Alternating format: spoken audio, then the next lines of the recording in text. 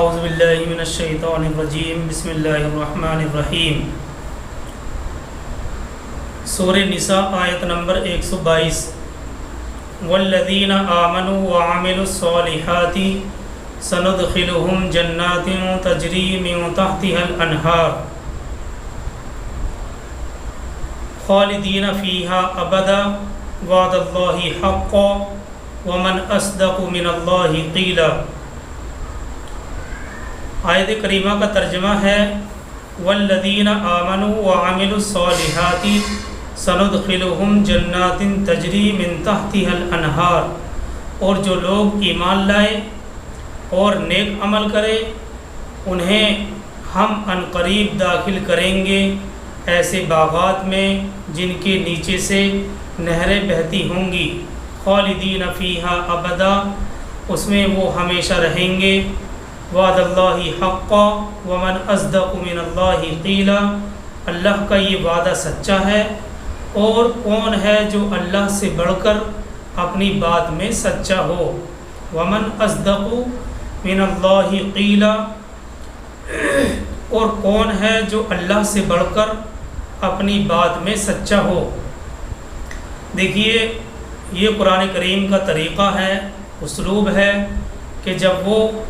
برے لوگوں کے بارے میں تذکرہ کرتا ہے تو ساتھ ہی میں جنتی لوگوں کا بھی تذکرہ کرتا ہے، اور یہ اسلوب بارہا ہمیں دیکھنے کو ملتا ہے۔ اس سے پچھلی آیتوں میں شیطان کی اس بات کو ذکر کیا گیا تھا جو اس نے راندۂ درگاہ ہوتے ہوئے اللہ تبارک و تعالیٰ سے کہی تھی کہ میں تیرے نیک بندوں کو ضرور بضرور بہکاؤں گا اور جہنم میں لے جانے والے کام ان سے کرواؤں گا۔ اس آیت یعنی آیت نمبر 122 میں اللہ تبارک و تعالیٰ ایمان والوں کے بارے میں بیان فرما رہے ہیں، اور جو لوگ ایمان لائے اور نیک عمل کریں انہیں ہم عنقریب داخل کریں گے ایسے باغات میں جن کے نیچے سے نہریں بہتی ہوں گی، خالدین فیہا ابدا، ان میں وہ ہمیشہ رہیں گے، وعد اللہ حقا ومن اصدق من اللہ قیلا، اللہ کا یہ وعدہ سچا ہے، اور کون ہے جو اللہ سے بڑھ کر اپنی بات میں سچا ہو۔ دیکھیے تفسیر عثمانی میں ہے اس آیت کے تحت، یعنی وہ لوگ جو شیطان کی خرابی اور اس کے دھوکے سے محفوظ رہے اور ارشاد خداوندی کے موافق ایمان لائے اور اچھے عمل کیے انہوں نے، وہ ہمیشہ کے لیے باغ اور بہار میں رہیں گے، اور یہ اللہ کا وعدہ ہے جس سے سچی کسی کی بات ہو نہیں سکتی۔ پھر ایسے سچے وعدے کو چھوڑ کر شیطان کی جھوٹی باتوں میں آنا کس قدر گمراہی اور نقصان کو اپنے سر پر لینا ہے۔ اس لیے جو لوگ نیک ہوتے ہیں، ارشاد خداوندی کے موافق ایمان لاتے ہیں، اچھے عمل کرتے ہیں، اللہ تعالیٰ کی جانب سے ان کے لیے ہمیشہ کے لیے باغ و بہار کا وعدہ ہے، اور یہ اللہ کا وعدہ ہے، اور اللہ اپنے وعدے میں بالکل سچے ہیں۔ آگے چلتے ہیں آیت نمبر 123 کی طرف۔ اللہ تعالیٰ فرماتے ہیں لیس بامانیکم ولا امانی اہل الکتاب، یہ سورہ نساء آیت نمبر 123 ہے، 1 to 23۔ لیس بامانیکم ولا امانی اہل الکتاب، اے مسلمانوں نہ تمہاری خواہشات پر موقوف ہے اور نہ اہل کتاب کی خواہشات پر موقوف ہے۔ آگے اللہ تعالیٰ فرماتے ہیں من یعمل سوءا یجز بہ، جو کوئی برا کام کرے گا اس کی سزا اس کو مل کر رہے گی۔ من یعمل سوءا یجز بہ، اور جو کوئی برا کام کرے گا اس کی سزا اس کو مل کر رہے گی۔ نہ تو مسلمانوں کی خواہشات پر موقوف ہے اور نہ اہل کتاب کی خواہشات پر موقوف ہے، یعنی نجات نہ تو اہل کتاب کی خواہشات پر موقوف ہے اور نہ ہی مسلمانوں کی خواہشات پر موقوف ہے۔ آگے ایک ضابطہ اور اصول بتلا دیا، من یعمل سوءا یجز بہ، جو کوئی برائی کرے گا اس کی سزا اس کو مل کر رہے گی۔ دیکھیے اس آیت میں تنبیہ کر دی گئی ہے، تنبیہ بیان کر دی گئی ہے کہ یہود و نصارہ کی طرح تم لوگ بھی بے بنیاد خواہشات اور خوش کرنے والی آرزوؤں کے عادی بن جاؤ گے۔ اللہ تبارک و تعالیٰ کے اس ارشاد کا مقصد یہ ہے کہ یہود و نصارہ کی طرح تم لوگ بھی بے بنیاد خواہشات اور خوش کرنے والی آرزوؤں کے عادی بن جاؤ گے، یعنی تمہیں شفاعت کی امید لگ جائے گی اور اس کے بعد تمہاری کمائی اور کھانا حرام ہوگا۔ اللہ کی نافرمانی جیسے انہوں نے کی تھی تم بھی کرو گے، لیکن جان لو کہ اللہ کا قانون اٹل ہے، بدلے گا نہیں، اور ہماری خواہشات سے، آرزوؤں سے، تمناؤں سے کچھ نہیں ہوتا، بالکل اسی طرح جیسے اہل کتاب کی خواہشوں سے کچھ نہیں ہوتا، بلکہ اللہ کا یہ اصول ہے مَن یعمل سوءا یجز بہ، جو کوئی برا کام کرے گا اس کی سزا اس کو مل کر رہے گی۔ تو اس طرح کی خواہشات اور اس طرح کی تمناؤں کے سہارے جینا کہ اللہ کے نبی صلی اللہ علیہ وسلم کی شفاعت ہمیں بچا لے گی، یہ اللہ کے اصول کے خلاف ہے، کیونکہ قرآن کی آیت میں یہ اصول بیان کیا گیا ہے مَن یعمل سوءا یجز بہ، کہ جو کوئی برا کام کرے گا اس کو اس کی سزا مل کر رہے گی۔ اس آیت یعنی آیت نمبر 123 کے تحت جب ہم معرف القرآن کھولتے ہیں تو ہمیں یہ وضاحت ملتی ہے کہ ان آیات میں پہلے ایک مکالمے اور گفتگو کا ذکر کیا گیا ہے جو صحابہ اکرام اور اہل کتاب کے درمیان ہوئی تھی، اور پھر اس مکالمے اور گفتگو پر ایک حتمی، ایک یقینی فیصلہ بھی کیا گیا ہے۔ ان آیات میں پہلے ایک مکالمے اور گفتگو کا ذکر ہے جو صحابہ اکرام اور اہل کتاب کے درمیان ہوئی تھی، اور پھر اس مکالمے اور گفتگو پر ایک حتمی فیصلہ بھی بیان کیا گیا ہے، اور اس کے بعد دونوں فریق کو راہ ہدایت بتلائی گئی ہے کہ اللہ کے نزدیک مقبول اور افضل ہونے کا ایک معیار ہے، اور وہ یہ ہے، اور یہ معیار ایسا ہے کہ جب اس کو سامنے رکھا جائے تو کبھی انسان غلطی اور گمراہی کا شکار نہ ہو سکے گا۔ دیکھیے پس منظر، اس آیت کا پس منظر مفسرین نے کچھ اس طرح سے بیان کیا ہے کہ حضرت قتادہ رضی اللہ تعالیٰ عنہ فرماتے ہیں کہ ایک مرتبہ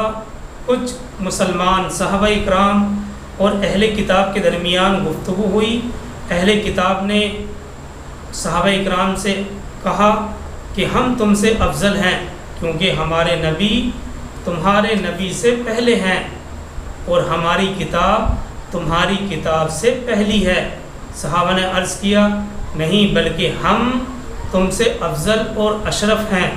کیونکہ ہمارے نبی خاتم النبیین ہیں، ہماری کتاب آخری کتاب ہے جس نے تمام پہلی کتابوں کو منسوخ کر دیا ہے۔ اس آیت پر، اس بحث و مباحثے پر یہ آیت نازل ہوئی جس میں اللہ تبارک و تعالیٰ نے فرما دیا لیس بامانیکم ولا امانی اہل الکتاب، یعنی یہ تعلق اور مقابلہ کسی کے لیے زیبہ نہیں ہے، یہ تعلق اور مقابلہ کسی کو زیب نہیں دیتا، بلکہ دار و مدار جو اصل ہے وہ اعمال پر ہے۔ کسی کا نبی اور کتاب کتنی ہی افضل کیوں نہ ہو، کتنا ہی اشرف کیوں نہ ہو، اگر وہ عمل غلط کرے گا تو اس کی سزا پائے گا، اور اس سزا سے بچانے والا اس کو کوئی نہیں ملے گا۔ تو یہ اصول ہے۔ اللہ تعالیٰ فرماتے ہیں لیس بامانیکم ولا امانی اہل الکتاب، اے مسلمانوں نہ تو تمہاری خواہشات پر موقوف ہے اور نہ اہل کتاب کی خواہشات پر موقوف ہے، جو کوئی برائی کرے گا اس کی سزا اس کو مل کر رہے گی۔ یعنی یہ تعلق اور مقابلہ کسی کے لیے زیبہ نہیں بلکہ دار و مدار اعمال پر ہے۔ کسی کا نبی اور کتاب کتنی ہی افضل اور اشرف کیوں نہ ہو، اگر وہ عمل غلط کرے گا تو اس کی سزا پائے گا، اور اس سزا سے اس کو بچانے والا کوئی نہیں ملے گا۔ دیکھیے یہ آیت یعنی سورہ نساء آیت نمبر 123 جب نازل ہوئی تو صحابہ اکرام پر یہ آیت بڑی دشوار گزری۔ جب یہ آیت نازل ہوئی تو یہ آیت صحابہ اکرام پر بڑی دشوار گزری، اور کیا کہتے ہیں مسلم، ترمذی، نسائی اور احمد 4 کتابوں کے حوالے سے یہ روایت ہم آپ کے سامنے رکھ رہے ہیں۔ مسلم، ترمذی، نسائی اور احمد 4 کتابوں میں روایت ہے۔ حضرت ابو ہریرہ رضی اللہ تعالیٰ عنہ سے منقول ہے کہ انہوں نے فرمایا کہ جب یہ آیت نازل ہوئی مَن یعمل سوءًا یجز بہ، یعنی جو کوئی برائی کرے گا اس کی سزا اس کو مل کر رہے گی، تو ہم سخت غم، رنج اور فکر میں پڑ گئے۔ حضرت ابو ہریرہ فرماتے ہیں جب یہ آیت نازل ہوئی تو ہم سخت غم، رنج اور فکر میں پڑ گئے، اور رسول اللہ صلی اللہ علیہ وسلم سے عرض کیا کہ اس آیت نے تو اللہ کے رسول کچھ چھوڑا ہی نہیں ہے، ذرا سی برائی بھی ہوگی تو اس کی سزا اس کو ملے گی۔ سرکار دو عالم صلی اللہ علیہ وسلم نے عرض کیا فکر مت کرو، فکر میں مت پڑو، اور ایک اصول بتلایا پھر اس کے بعد کہ آپ فکر مت کرو، اپنی طاقت کے مطابق عمل کرتے رہو، کیونکہ جس سزا کا یہاں ذکر کیا گیا، دیکھیے یہ اصل چیز، اپنی طاقت کے مطابق عمل کرتے رہو۔ اور اللہ کے نبی صلی اللہ علیہ وسلم نے آگے فرمایا جس سزا کا یہاں ذکر ہے ضروری نہیں ہے کہ وہ جہنم ہی کی سزا ہو، بلکہ تمہیں دنیا میں جو بھی تکلیف یا مصیبت پیش آتی ہے وہ تمہارے گناہوں کا کفارہ اور برائی کی جزا ہوتی ہے، یہاں تک کہ اگر کسی کے پاؤں میں کانٹا بھی لگ جائے تو وہ بھی گناہ کا کفارہ بن جاتی ہے۔ نبی صلی اللہ علیہ وسلم کی ان باتوں نے صحابہ اکرام میں ایک امید کی کرن جگا دی، اور ایک روایت میں یہ بھی ہے کہ مسلمانوں کو دنیا میں جو بھی کوئی غم، تکلیف یا بیماری یا فکر لاحق ہوتی ہے وہ اس کے گناہوں کا کفارہ بن جاتی ہے۔ جامع ترمذی اور تفسیر ابن جریر وغیرہ نے اسی طرح سے حضرت ابو بکر رضی اللہ تعالیٰ عنہ سے روایت کی ہے کہ نبی صلی اللہ علیہ وسلم نے جب یہ آیت یعنی مَن یعمل سوءًا یجز بہ ان کو سنائی، یعنی حضرت ابو بکر کو سنائی، تو ان پر یہ اثر ہوا گویا کہ ان کی کمر ٹوٹ گئی ہے۔ سرکار دو عالم صلی اللہ علیہ وسلم نے ان کے اوپر یہ اثر دیکھ کر فرمایا کیا بات ہے؟ تو صدیق اکبر نے عرض کیا یا رسول اللہ، ہم میں سے کون ایسا ہے جس نے کوئی برائی نہ کی ہو، جس نے کوئی برائی نہ کی ہو، اور جب ہر برائی کی جزا ملنی ہے تو پھر ہم میں سے کون بچے گا؟ آپ صلی اللہ علیہ وسلم نے فرمایا اے ابو بکر، آپ اور آپ کے مومن بھائی کو آپ کے مومن بھائی فکر نہ کریں، کیونکہ دنیا کی تکلیف کے ذریعے آپ لوگوں کے گناہوں کا کفارہ ہو جائے گا۔ اسی طرح سے حضرت عائشہ صدیقہ رضی اللہ تعالیٰ عنہ کی ایک حدیث میں ہے جس کو ابو داؤد وغیرہ نے نقل کیا ہے کہ بندے کو جو بخار یا تکلیف پہنچتی ہے یا کانٹا لگتا ہے تو اس کے گناہوں کا کفارہ بن جاتا ہے۔ اس روایت کے اندر اتنی زیادتی یہ بھی ہے کہ یہاں تک کہ کوئی شخص